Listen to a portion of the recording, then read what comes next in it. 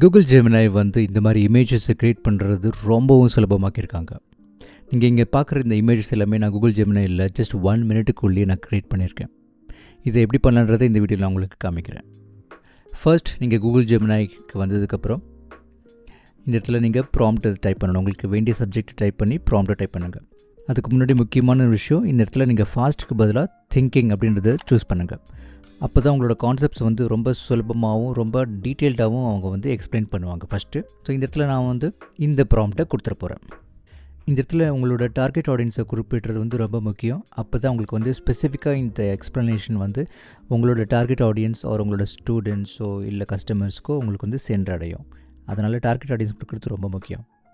இதுக்கு கொஞ்சம் டைம் கொடுங்க. இது வந்து ஒரு ஜென்ரேட் பண்ணுறதுக்கு ஒரு ஃபியூ செகண்ட்ஸ் ஆகும். இது நம்ம டீட்டெயில்டாக இந்த கான்செப்ட்ஸ்லாம் வந்ததுக்கப்புறம் இப்போ தான் ஒரு அழகான ஒரு மேஜிக் இருக்குது. இந்த நீங்கள் பார்க்குற இந்த ப்ராம்ப்டை இதை அப்படியே நீங்கள் வந்து இதை டைப் பண்ணி கொடுத்துருங்க.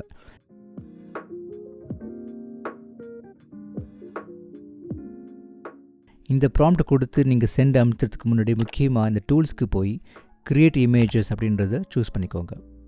இதில் இருக்கிற டீட்டெயில்ஸ் ஸ்பெசிஃபிகேஷன் இதெல்லாம் உங்களுக்கு தேவையான இதெல்லாம் நீங்கள் மாற்றிக்கலாம். பண்ணிவிட்டு சென்ட் அமுத்திடுங்க.